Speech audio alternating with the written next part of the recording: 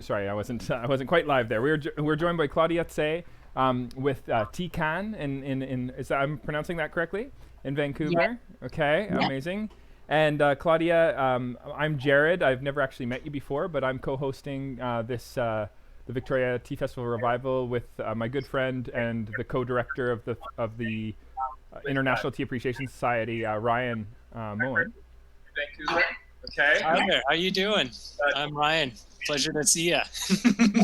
Thank you. Let me see if I can, because I haven't been able to see you both. Let me see. We got a great picture of you. We do, yeah.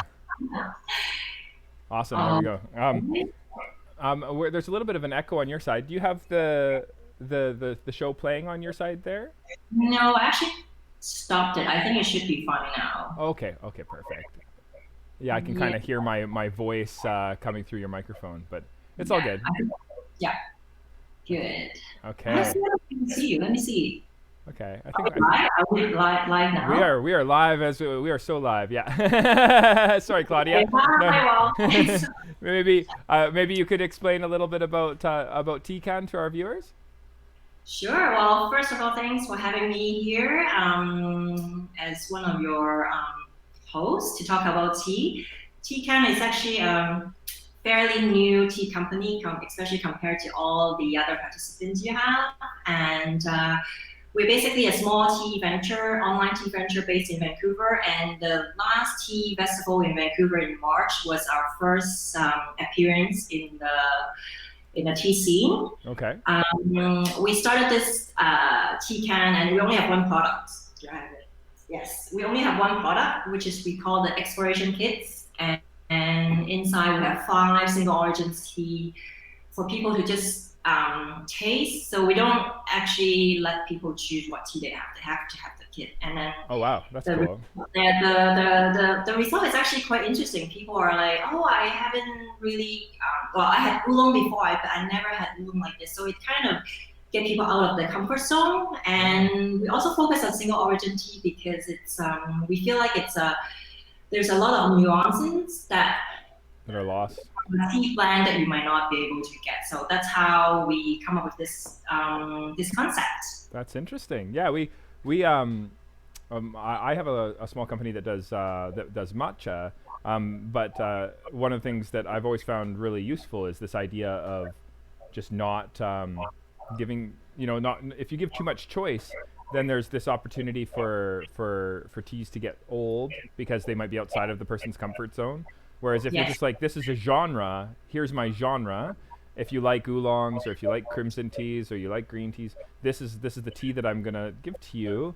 And then there's just so much more opportunity for them to try new things, hey? And then it just makes for I think also you get a chance to really express what you're excited about, right?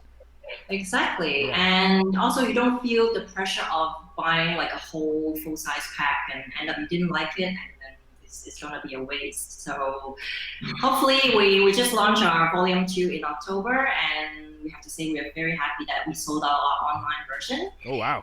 Congratulations. Yeah. Congratulations. And then we're gonna be working on version 3.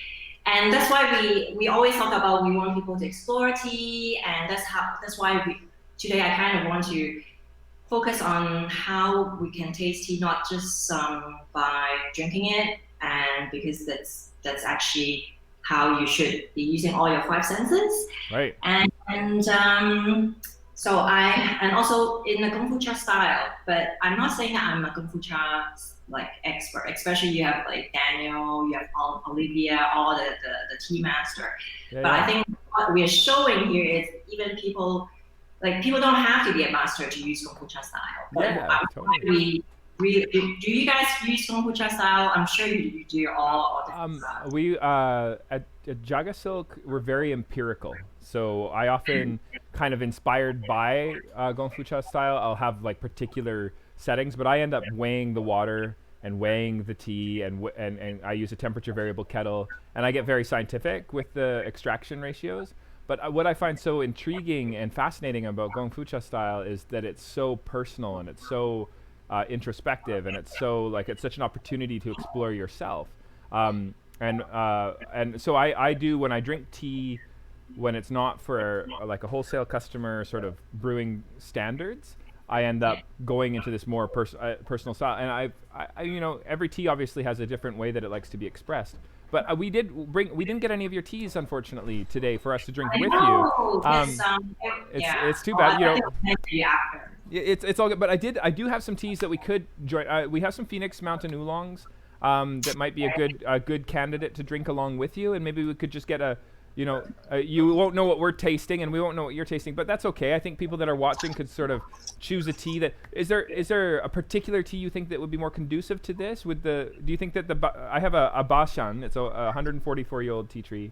Wow, I actually want to taste your tea now. No. It'd be really cool to just like make that and like have you guide us through because you want to talk to us about how to taste the tea, right? So maybe there'd be a new experience. Do you think this teapot will work? It's a little Japanese kyusu. It holds about 180. Or do you think I should use something more like this, more in the Chinese style?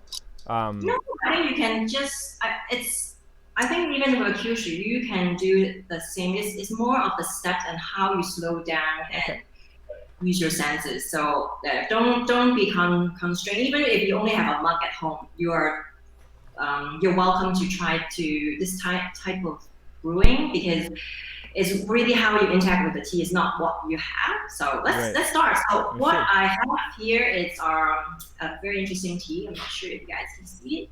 Okay. It's Bilochun, a green tea from. This one is from Yunnan, but its origin is from Suzhou. It's very famous in Suzhou. It's a very interesting green tea because I chose it because a lot of it's in our second tea kit. A lot of customers actually was shocked after they taste it because it tastes very different from a lot of green tea. So I have to send it to you. And because it has very not just vegetable, but it actually smells and tastes like vegetables. Like my partner Janice, when we first do the tea tasting, she was like, "Oh, I can taste bamboo shoot."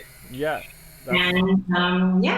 That's cool. So should I be doing a green tea with you? I have a Yunwu. Should I do like a Yunwu alongside you, or just I know it's not the same thing, but it might be. Yeah, any tea, it's fine. Okay. Just trying to decide. Okay. All right. You know what? We'll do the Bashan. We'll do the Phoenix Mountain. Okay, we're gonna do the Phoenix Mountain because I think that's what Ryan has prepared. So, okay. All right, we're ready for you. So, how much? Sorry, you take over. What am I doing? I'm. I think that you get really excited when it comes to brewing tea. Yeah. Before you actually brew it, definitely look at the tea leaves because I find, especially like for this one, it's curled by hand. It's just a very weird way because it's not a very usual way. Right. So I think the first sense you should use to appreciate it is to look at the craftsmanship. Like there's so many different shades, there's so many different variety, and the color is very interesting. So this first sense definitely is sight. And then I have my water, and then we'll actually heat up the tea vessels. I'm sure you do that with yours too. Yeah. Just that we don't have a very drastic temperature change when we brew it. Okay. And for kombucha style, we use this little gaiwan. People might be a little bit intimidated, but I actually find it's very versatile and easy brewing vessel to use because it's you might burn your finger for the first few times, but it's just so versatile and nice to use. And like a lot of Chinese, like we have a special name for this. This is actually called the San Cai Bei, which is like I don't know how to directly translate, but basically it means that there's this lid is the sky, the cup is the person, and the saucer, it's the ground. So you kind of have like everything in harmony, in balance when you use this. That's very cool. I've never heard that before. What is the word? San Cai Bei. San Cai Bei. Yeah, san is 3, cai is like probably the 3 elements, bei is the cup. Okay, that's really cool. And pour the hot water into this. This is called the fair cup. For people who don't know, is that so if you actually have different party drinking tea with you, putting the cup in the fair cup first is that so that everybody gets the same tea. So you don't get the first bit of the tea that's maybe a little bit less stronger, so everyone get fair amount and taste. Okay, cool. Yeah. And next, I will actually put the tea leaf in the warmed gaiwan. Okay. And then you should smell them. Smell the dry tea leaves. Okay, I did my rinse. I was bad. Okay, all right. I should have smelled before I did that. What was I thinking? Okay. Wow, actually really, like for this one, it's, even though I've been drinking it, but it's just so different from normal green tea. So it's very sweet. I really want to try your biluochun, or how do I say it? Biluochun. And there's so many different English translations. I think the nicest one would be the emerald, spring spiral. Okay. And it also has another nickname. It's actually called the shocking fragrance. The shocking fragrance. Yeah, because it's just like I can see that why it is called that, because you're just not expecting something like this from a green tea. Isn't the legend that somebody died from the aromatics? It was so amazing. Maybe. Yeah, that's some. I'd heard a legend about biluochun with that story behind it. I thought it was really awesome. Really? Someone actually died from I'm sure it's just mythological, but you never know. You know, they might have been so enamored by the aromatic, they were like, ah! Yeah. Maybe it's so good that you feel like you're dying, right? Yeah, totally. Maybe it was metaphorical. Let's hope so. Yeah. It's a dangerously good tea. It's a dangerous, yes.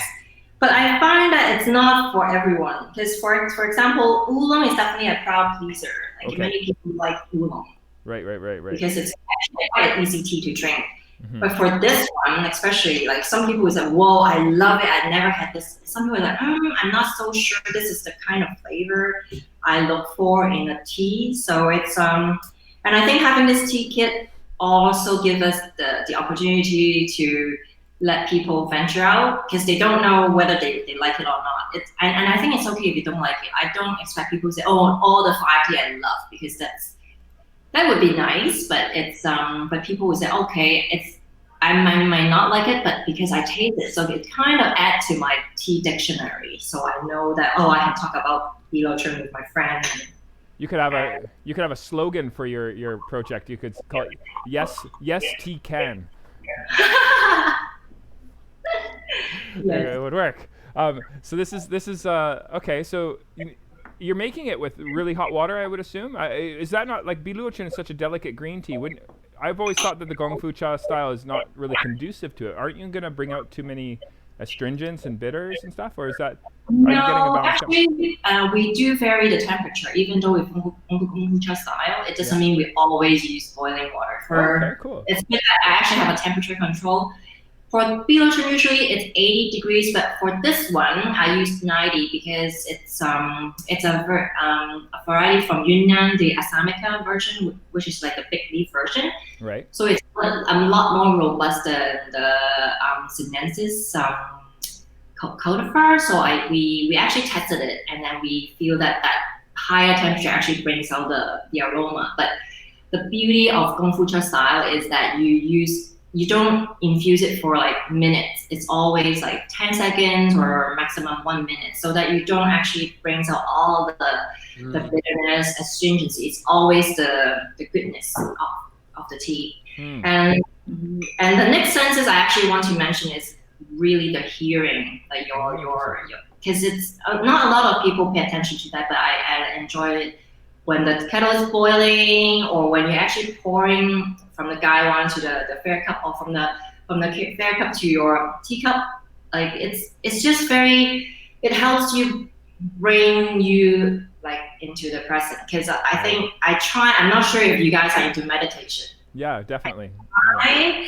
But actually, by trying not to think about things, clear my mind, I actually have more thoughts coming through, which is kind of like not doing what is intended. But I find that actually doing like a Gongfu cha style tea, it's just to focus on the senses, helps calm me down, and because I'm so focused on here. From a passive meditation to an active meditation. Exactly. Yeah. Yes. And I love that's the idea around when you're introducing people to new teas, is that you have to be present. Otherwise, you're just comparing it to what you know. Like you said, oolong, and then you're like, well, this isn't it. But you're offering these people, yeah, this is new. Yes, exactly. And also that's why we don't have like a tea kit every month, because we want people to take their time to, and also for us to have time to actually source and taste the tea. So we usually have, like last time we the first one was in March back in the Vancouver Tea Festival, and this one is in October. So we have a gap so that people can just take their time to enjoy the tea. Very cool. So the next would be definitely look at how beautiful the color is. The first infusion definitely is a lot lighter. And okay, and I sound like a Gongfu cha advocate here, but I think this style of brewing really allows us to taste the change in different infusion. And also the best brew is usually not the first infusion. Like in my personal experience, is more like the third, the fourth, when the tea leaves is more like are more open. Right. So kombucha style kind of like let you. It's like peeling off an onion, like one layer after another layer, and then you get a little bit of a difference in the tea. So, well, cheers. Cheers. Yeah, awesome. Cheers. Okay, I taste bamboo shoot here, Janice. You would be proud of me if you watch. So I'm obviously drinking a different tea from you, but I really like this idea of, like they talk about different sound textures, and like, when you're pouring different temperatures of water, they make different sounds, and the boiling of water, and it's so therapeutic to put one liquid into another cup, and then even the sound of like when you're drinking it for your own ears, and it's very, like you're saying, it's very centering. Hey, it's a very grounding. I don't know if grounding's the right word for but like it's like a almost like a spiritual reset where you get to just kind of. Yeah, I think it's definitely something along the line of mindfulness, because everybody talks about like practicing mindfulness, and I think tea brewing, not necessarily Gongfu cha style, is that when you actually focus on brewing your pot of tea, you get that without actually trying. So that's why people, please try more and try more loose leaf tea. I think from tea bag, you have the convenient, but loose leaf tea, I'm sure you guys agree as a tea people that it gives you a lot more to taste. And also one of the senses people might not think about is the touch sense when you're drinking tea. Like what do you mean by touch? But just what I always explain it to people, when you in commercial, chocolate commercial, people it's always talk about how smooth the chocolate is. It's not about how tasty it is. Right. So it's really the texture, the mouth feel from the chocolate, and in our case from the tea, that gives you that satisfaction. Right. And this tea lotion is actually a little bit thicker because it's the Assamica variety. So you have almost like a syrupy sweetness kind of linger in your mouth. So if you like this vegetable sweet taste, you will really find this treat intriguing. Yeah, I'm definitely gonna have to seek out your bilucha. Now I really want to know what it is that you're tasting. Quite interested. Like I want to taste bamboo shoots. I want to taste vegetalness. I want to taste this. This is really interesting. Yeah, but I have to stress that also, because a lot of customers mentioned they were like, oh, I cannot taste. Like, how come I cannot taste that many different flavor? Like, is there something wrong with me, or is that something? But I also need to say that it's very personal, because sometimes some of the flavor you might not have. It's depend on what you're exposed to. So if you've been exposed to a lot of different flavor, you might be able to pick up easier. And also, I've been reading a book lately. I'm not sure. Have you guys heard of this book? A Nerd's Eye View. That looks awesome. It is awesome. That's so basically, great. it talks about how it really gets scientific because this author, it's like a scientist in taste. Okay. Also happened to be a tea lover. So she was saying that not everybody is born with the same number of receptors. Some people get more, Right. so that they can detect this. I don't think I am the one that can taste like all the very delicate nuances in tea or food. Sure. So don't feel bad. You're not because you're not experienced, you're not exposed to a lot of stuff. It's just that we are kind of born that way. Sure. And right, so it's but it's at the end of the day, it's whether I think another friend of mine, tea friend of mine, like to him, the tea only have two categories in terms of like taste, is like good or bad. Right. So he's like, oh, this is a good tea, I like it. This is bad, I don't like it. I think that's actually enough, right? Yeah, it's Yeah, whether it resonates with your heart, right? Exactly. So it's yeah. I don't want people to, and that's why in our kit we don't actually describe a whole bunch of flavor, and because we don't want people to feel that it's intimidating or whether if they cannot taste it, because it's so very personal. And sometimes their feedback is some taste that I couldn't even pick up. So it's very interesting to see what everybody is tasting. We had a quick question from the chat room, just wondering who the author of that book is. Oh, the author is Virginia. Let me try to, or I can actually send it to you. Perfect. Can you see that, Ryan? Yeah.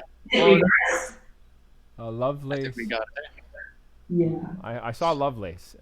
Do you know what I'm most curious about is that we're appreciating the subjective relationship between tea. Do you find that when you're drinking tea that there's days of the week, because the more we can take time and the more we can actually just like, again, listen to the tea, do you find that like weekends or days off or weekdays that you have a different appreciation or relationship with your tea? Well, I definitely find that because on weekdays usually you don't have that much time, so you don't get that deep relationship. But I actually, for me, it's I usually drink because I'm lucky and unlucky. I don't feel the effect of caffeine, so I can drink it anytime. So it's usually for me, it's the nighttime. But I would say the weekend, I tend to have more time like this to just set it up. But for Gongfu style or any style of tea, I like people like for don't think that it has to be like an hour. That it's very simple. You can see and like I said, you can just use it as a mug. What about you? Do you have like a different ritual or preferences when it comes to tea brewing? Well, not even tea brewing, but I find that like I hardly enough. I drink coffee in the morning. It's kind of the mule. It gets me out of bed. But then when I want to share space and time with friends, it's tea, because it's the elegance of sharing those notes and holding that space and like holding that time as opposed to just taking it down, because I do feel the effects of caffeine. So I find that like, giving ourselves that space and time with friends is when I drink tea the most. So it's always associated so lovely. And the more time that I can have with it, obviously the more time I'm spending with friends. So it's interwoven for me. Interesting.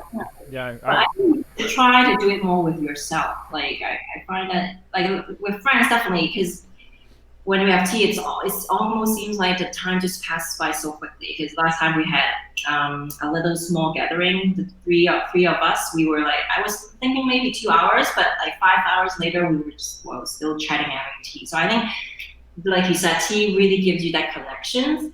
But I think you should also do it more with yourself, because it's really a really good way to reflect on thoughts and just some me time, right? There's a spiritual component. It's also very intimate. Like you can have it as with somebody that you really care for, and just having like a cup of tea together and finding that space together is really beautiful as well.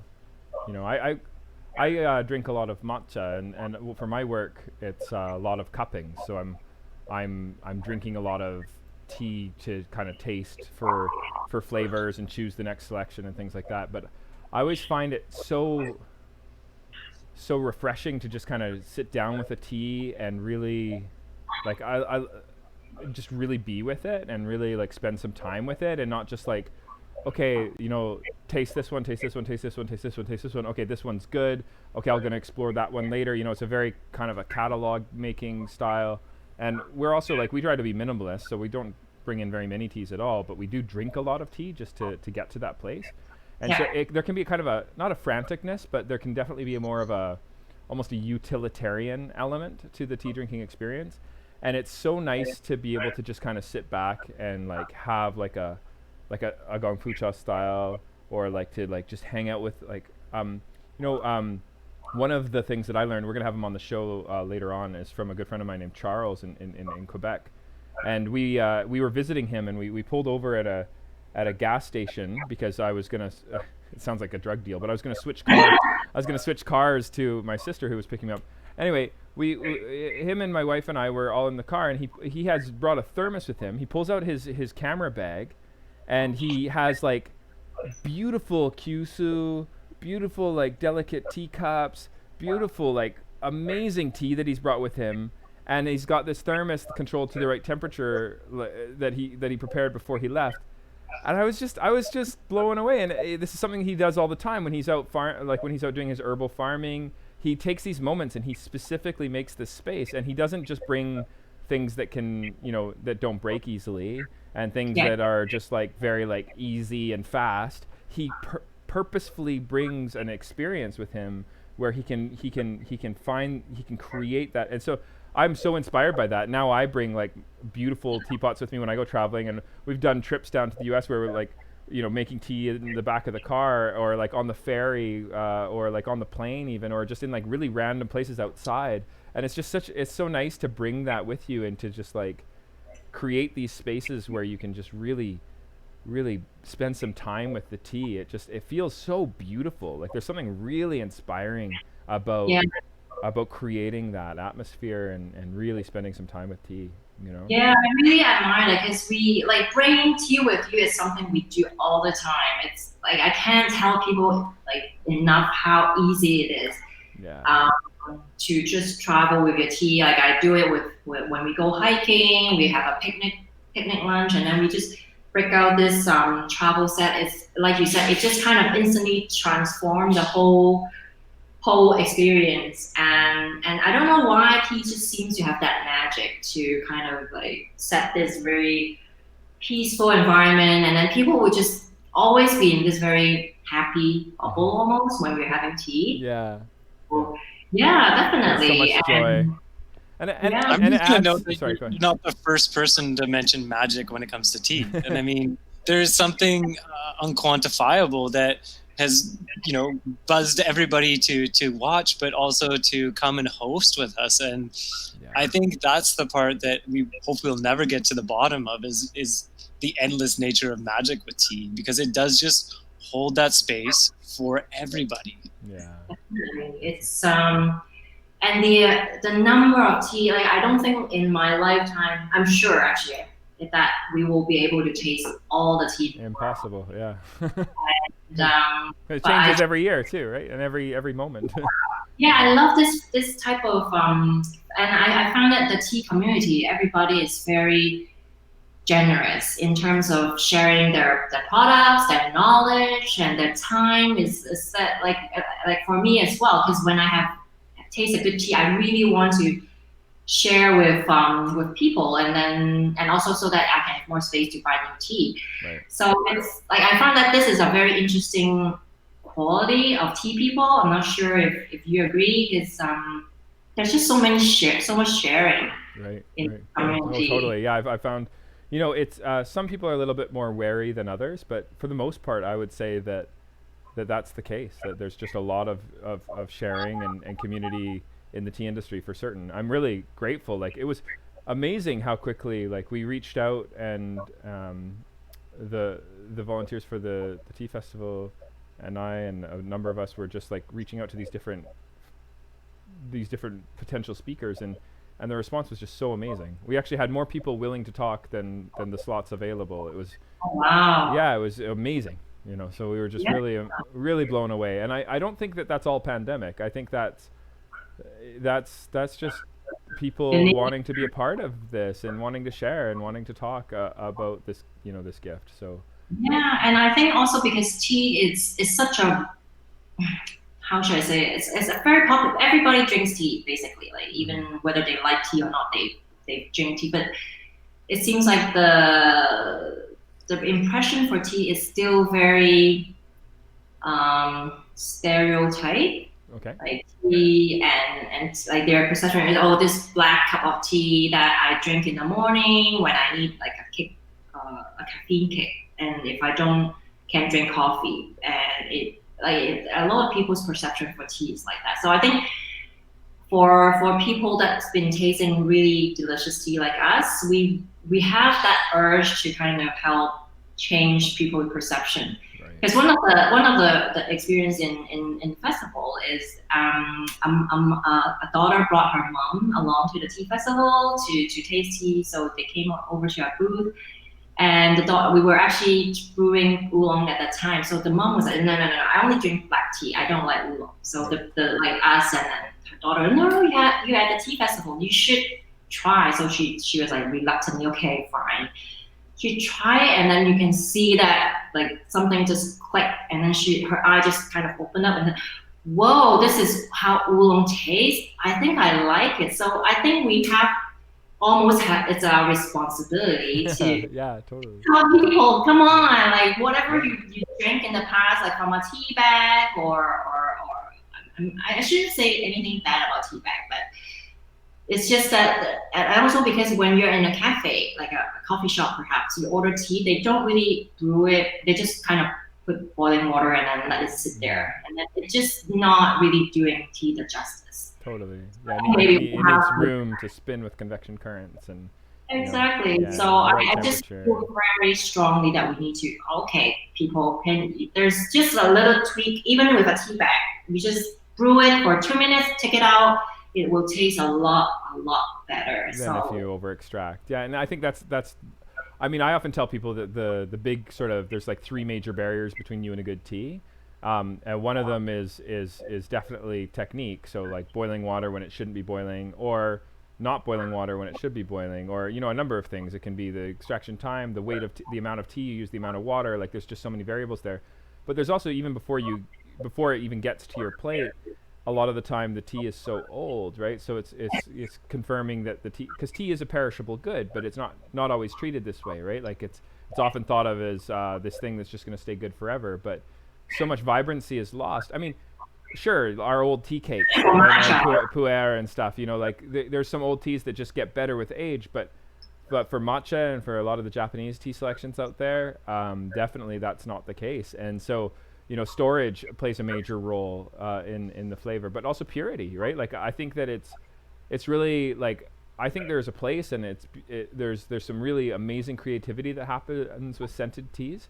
But scented teas, especially when it's with essential oils, have not been really that exciting for me, because I'm so excited by the amount of work that farmers put into creating really interesting selections. And I think it's so interesting to be able to taste like terroir, and like with wine too, though I'm the same way. I'm not that person who's gonna like seek out like a I guess like a flavored wine, or like even apple cider. Like I like the craft apple ciders. I'm not really into the ethanol and a little bit of juice, like I really like to have I think it's so inspiring when people work hard to create interesting flavors, and I think that just adds to the whole experience.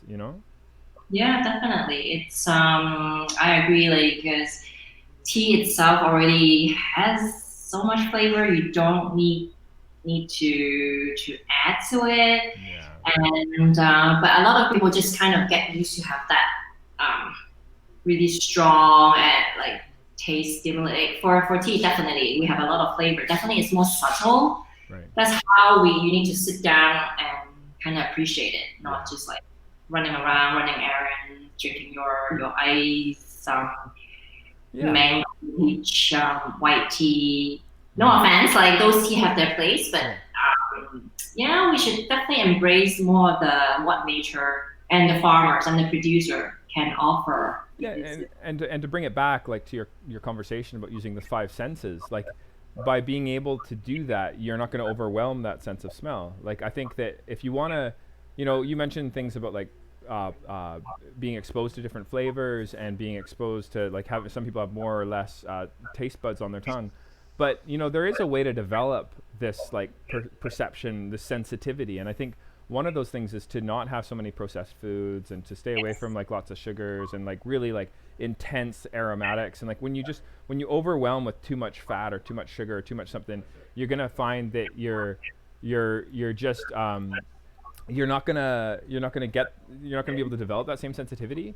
But Yeah. when you kind of like make that intentful decision, like I don't want to have stuff that's just like super powered in terms of aromatics. I'm gonna, it's like putting less salt on things, or you start to taste like the natural sweetness of your vegetables when you're not dousing them in salad dressing. Like if you're having a salad, like so it's like it's really interesting when you start to kind of step back from those intense flavors and try to really understand and embrace delicate flavors. Yeah. Like there's a choice that you can make as a human being too, where you can be like, I want to develop this sensitivity, and I think there's some steps you can take to do that so that you can really further enjoy what it is you're talking about today. Yeah, definitely. And that's why I also like to share my tea with my kid, my 8-year-old, because he can be so brutal as well. Like he's like, I don't like this, but he can actually pick up a lot of senses like that I might not like be aware of. That's actually quite fun. Right. And also I actually forgot to mention, like when it comes to the sense of smell, Yeah.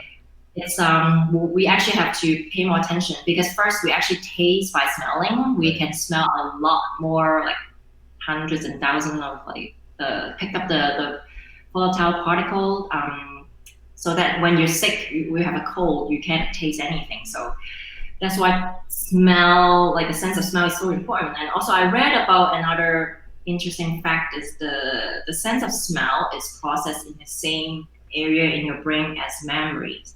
So I'm sure you've always come across, like walk around and then there's this wasp of like aroma that you kind of smell, and then you just instantly bring back like a memory that you actually forgotten. Right. I'm sure you've got that. So I think that I find that actually quite interesting to think about it that way, to use more of a sense of smell, because you might trigger something like you've already forgotten, something that, but usually I think you will trigger something very memorable. Yeah. But you just have time to remember for the time being. When we started this tea festival, Ryan would often talk about the component of tea that is really healing for like a community, but also for it gets really dark outside. It's a chance to sort of like collect yourself and enjoy something really special during an otherwise kind of miserable time. But it's also interesting to when we do drink tea, there's I don't know about your guys' families, but like for me, it's always been like when we have discussions after dinner or something, there's often a cup of tea, and there's this opportunity to connect this, like you're saying, to memory, these feelings of I guess of rest and of I don't know. For me, it's always been this family connection evening thing. Like there's that component, definitely, if we're talking about memory triggers for when I'm drinking tea.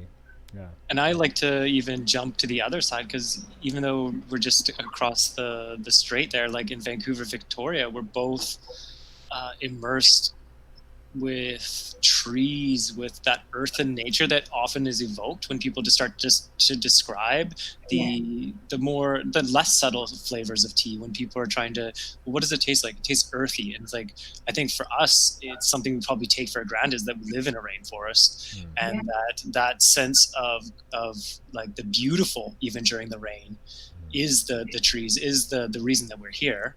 And so that when we're having tea, we're actually getting the best of that, and we're foregoing the cold.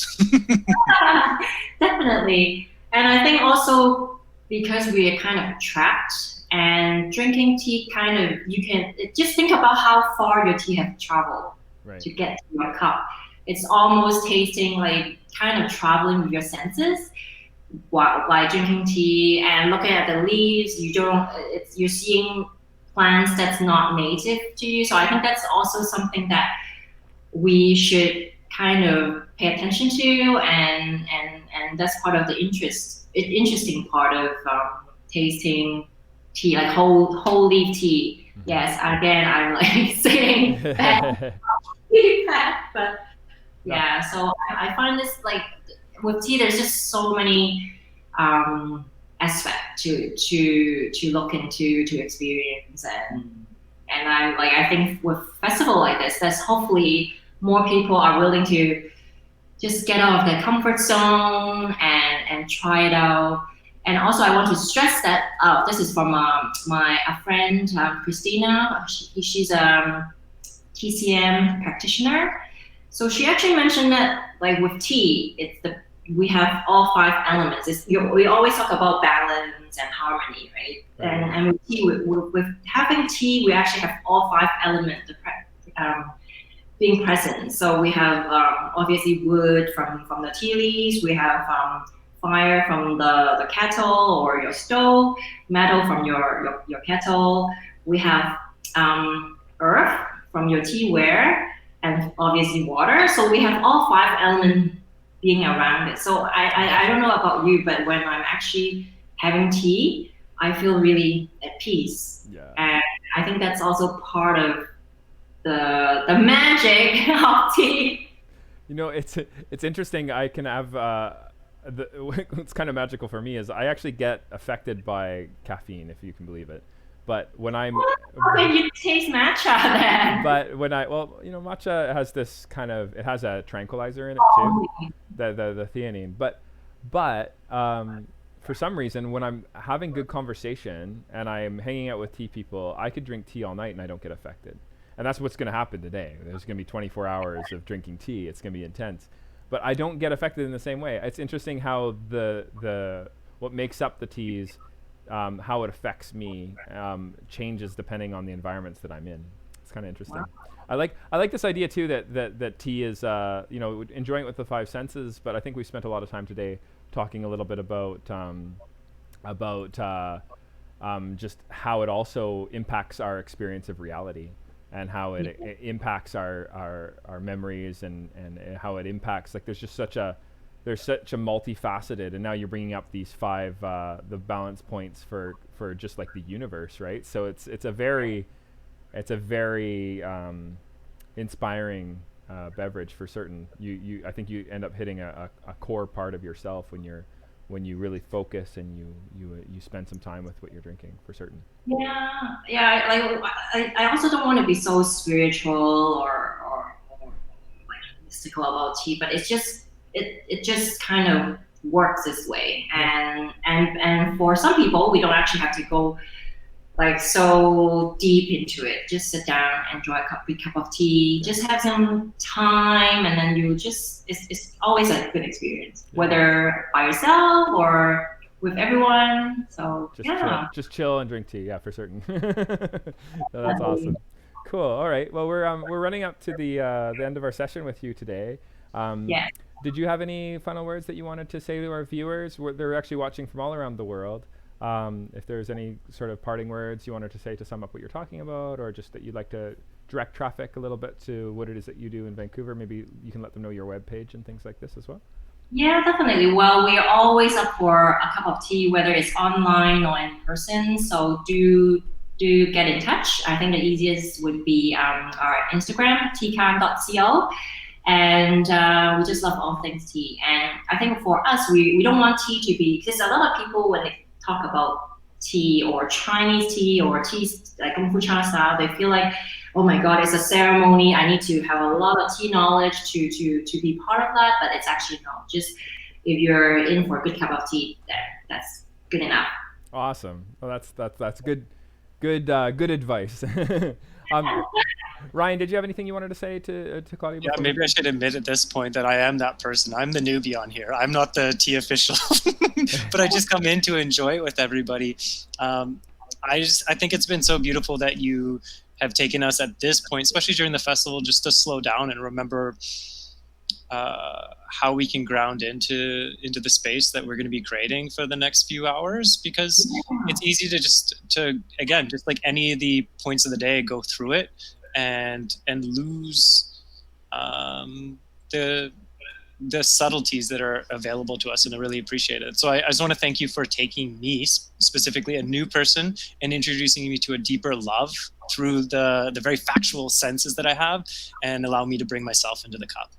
Yeah, well, you're welcome. And hopefully we can have some tea in person soon. I'll definitely send you this tea to try after this. That would be awesome. We would both look forward to it, I'm certain. Hey, Ryan, like it would be lovely to have some beer with him. Yeah. Awesome, cool. Thank you so much. Well, thank You're you. welcome. Thank you for your time today. You take care. Bye-bye. Goodbye. Okay, Ryan. So I guess we'll break now for a moment here, and come back at 5 o'clock. You want to? So in 15 minutes. In 15 minutes, we have 5 p.m. Is that John Patterson? Yeah, John Patterson. So John Patterson is going to be on with Requiem Tea Naturals. Sorry, Requiem Naturals. He's going to be talking about utilizing tea enzymatic oxidation techniques for producing some interesting fireweed. So it's like using tea production techniques but with herbal teas and creating something really new and interesting and fascinating. So really looking forward to that talk. We'll be back in 14 minutes to see that happen. Okay. All right. And see you guys soon. Soon.